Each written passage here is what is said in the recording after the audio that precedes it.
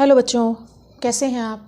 आज हम क्लास 6 का चैप्टर 5 बीजगणितीय अवधारणा अभ्यास 5A लगाने वाले हैं। तो पहले इसको समझ लेते हैं थोड़ा सा, उसके बाद हम इसके अभ्यास के सवाल लगाएंगे। बच्चों, हमने अंकगणित में संख्याओं का या उससे जुड़ी संक्रियाओं का अध्ययन ही किया है। समस्याओं को हल करने के लिए हम संख्याओं का प्रयोग करते हैं। अंकगणित में जब समस्या अंकगणितीय विधियों से हल नहीं होती है तब हम दूसरी विधि का प्रयोग करते हैं और उस दूसरी विधि का नाम है बीजगणित, जो कि है अलजेब्रा। दूसरी विधियों में करेंगे, आज उसी का अध्ययन करने वाले हैं, क्योंकि इसमें हम क्या करते हैं, अंकों के साथ साथ संख्याओं के स्थान पर अक्षरों का भी प्रयोग करते हैं।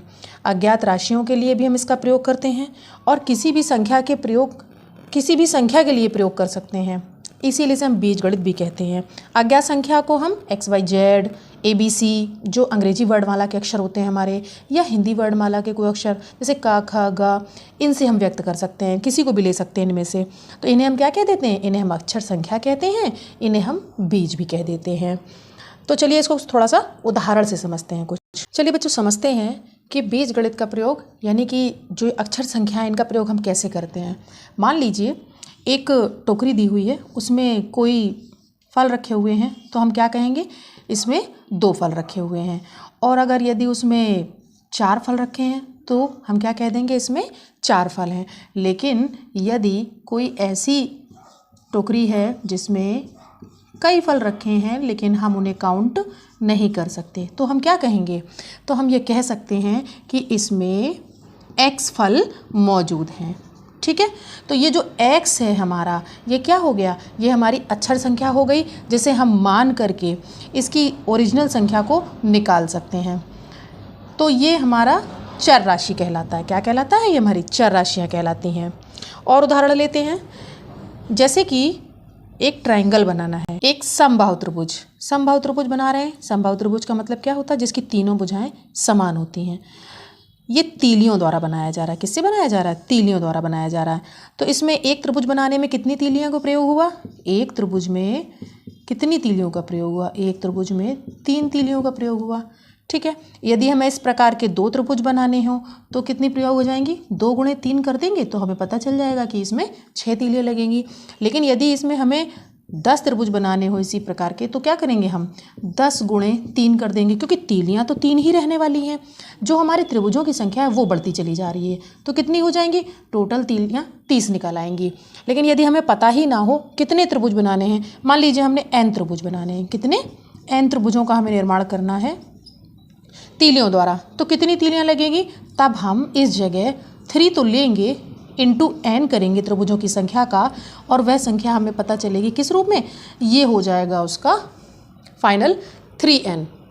और n के लिए अब हम यहाँ पर कोई भी संख्या रख सकते हैं त्रिभुजों की संख्या के लिए, और हमें तुरंत पता चल जाएगा कि वहाँ पर कितनी तीलियों का प्रयोग होगा। बच्चों, आपकी किताब में एक उदाहरण दिया हुआ है। क्या कहते हैं, ये मोहिनी जो है राधिका की छोटी बहन है। मोहिनी राधिका से 5 वर्ष छोटी है, तो मोहिनी की आयु राधिका की आयु के पदों में बताइए। तो इसमें भी हम अक्षर संख्या का प्रयोग करेंगे। कैसे, मान लेते हैं, माना राधिका की आयु कितनी है, y वर्ष है। तो इन्होंने कहा कि मोहिनी जो है राधिका से छोटी है, तो मोहिनी की आयु कैसे निकालेंगे, मोहिनी कितनी छोटी है, मोहिनी 5 वर्ष छोटी है, तो मोहिनी की आयु हो जाएगी, कितनी हो जाएगी, देखो y तो राधिका की हो गई, उसमें से वो 5 वर्ष छोटी है, तो ऐसा करते हैं -5 कर देते हैं, तो हमें पता चल जाएगा कि मोहिनी की आयु राधिका की आयु के पदों में क्या होगी। तो ये इस प्रकार से हम प्रयोग करेंगे अक्षर संख्या का बीजगणितीय समस्याओं में। चलिए बच्चों, लगाते हैं अभ्यास के सवाल। क्वेश्चन नंबर 1 क्या दिया हुआ है आपके अभ्यास का, कि शिक्षक प्रत्येक शिक्षार्थी को 3 पेंसिलें देते हैं। यदि कक्षा में शिक्षार्थियों की कुल संख्या x हो, तो बताइए शिक्षक शिक्षार्थियों को कुल कितनी पेंसिलें देते हैं। तो पहले तो हम लिख लेते हैं, क्या, शिक्षक प्रत्येक शिक्षार्थी को देते हैं, कितनी पेंसिलें देते हैं, 3 पेंसिलें देते हैं। ठीक है, 3 पेंसिल देते हैं हर एक को। और कुल शिक्षार्थियों की संख्या कितनी है, x है। तो क्या हो जाएगा, शिक्षक द्वारा एक्स शिक्षार्थी को या शिक्षार्थियों को दी गई पेंसिलों की संख्या, यही तो हमें निकालना है। तो कितनी हो जाएगी पेंसिलों की संख्या, देखिए एक को दिया 3 पेंसिल, तो अब एक्स शिक्षार्थी को कितनी पेंसिल देंगे, 3 × x कर दें हम, तो कितना हो जाएगा ये 3x पेंसिलें जो हैं वो शिक्षार्थियों में बट जाएंगी। ये हो आपका क्वेश्चन नंबर 1 कंप्लीट हो जाता है। क्वेश्चन नंबर 2, इसमें क्या कह रहा है, रिक्त स्थानों में संख्याओं की जगह बीज लिखिए। यहाँ पर खाली है जगह, कह रहे हैं इनमें बीज लिखिए और बताइए कि उसका प्रयोग किस संख्या के लिए किया गया है। पहला पॉइंट दिया है, इसमें क्या कह रहे हैं, 12 + 5 = 17, तो यहाँ पर एक खाली जगह छोड़ दी गई है और +5 = 17। तो यहाँ कह रहे हैं एक तो पहले तो बीज लिखिए कोई, तो चलिए मान लीजिए हमने यहाँ x लिखा और कह रहे हैं किस संख्या के लिए प्रयोग हुआ, तो कैसे निकालेंगे, x बराबर ये जो 17 है यहीं रहने देते हैं और 5 जो है इसको माइनस कर दिया जाएगा उधर, तो x बराबर कितना निकल के आ जाएगा, ये 12 आ जाएगा। ये देखिए x की जगह क्या था यहाँ पर, ऊपर 12 ही तो था, तो ये आ गया हमारा x के लिए 12। दूसरा 40 - 10 = 30 दिया है और 40 माइनस यहाँ पर ब्लैंक कर दिया और 30 दिया, तो चलिए यहाँ पे a मान लेते हैं। इसको कैसे निकालेंगे हम, तो देखिएगा a को हम यहीं छोड़ते हैं, लेकिन इसके पहले का जो माइनस है वो भी नहीं हम छोड़ सकते, तो देखिएगा 30 और ये जो इधर है वो उधर चला जाएगा, माइनस का हो जाएगा कितना, माइनस का 40 हो जाएगा, तो कितना बचेगा, माइनस का a बराबर माइनस का 10 बचेगा, यानी a बराबर आपका 10।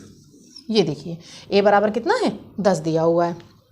आगे थर्ड पॉइंट पे क्या दिया, 4 × 6 = 24, यहाँ पर भी मान करके चलना है, तो चलिए p मान लेते हैं, कुछ नया लेते चलते हैं, ठीक है। p × 6 = 24, तो कैसे निकालेंगे, p बराबर 24, ये गुणे में है तो क्या हो जाएगा, इधर भाग लग जाएगा, तो कितना हो गया जाकर 6 × 4 = 24, यानी कि p बराबर कितना आ गया, 4 आ गया। ये देखिए p बराबर 4 ही तो दिया था।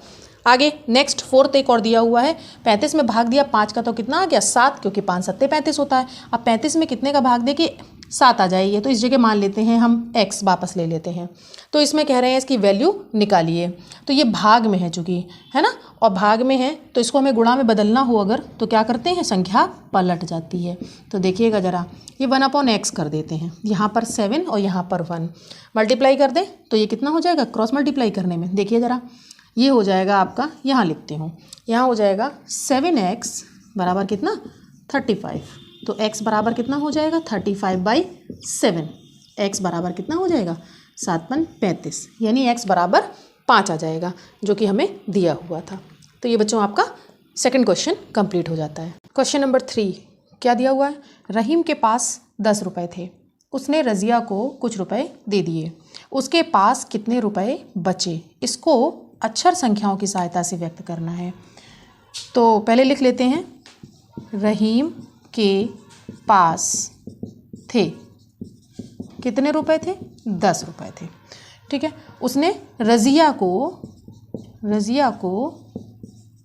कुछ रुपए दे दिए, कुछ रुपए दिए, कितने दिए ये नहीं पता, तो मान लेते हैं, माना रज़िया को दिए गए रुपए बराबर x,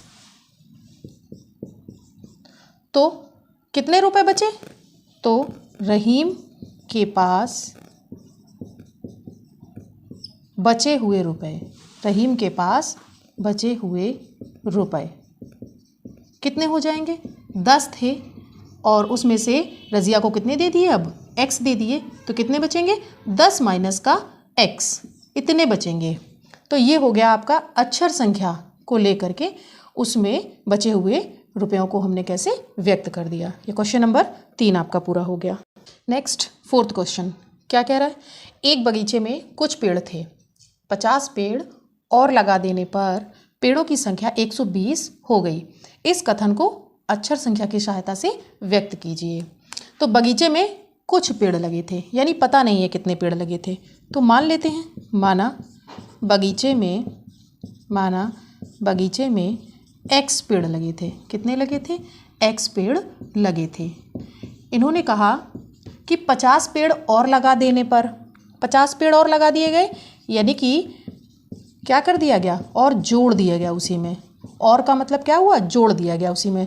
तो कैसे हो जाएगा, x पेड़ों में हम 50 पेड़ और जोड़ देते, क्योंकि उसी में बढ़ा दिए गए वो पेड़। तो इनका कहना है कि तब पेड़ों की संख्या कितनी हो जाती है, 120 हो गई। यानी कि ये जो पहले वाले कुछ पेड़ थे और 50 पेड़ जब और लगा दिए गए तो वो कितने हो जाते हैं, टोटल 120 हो जाते हैं। इस कथन को इन्होंने अक्षर संख्या की सहायता से व्यक्त करने के लिए कहा था।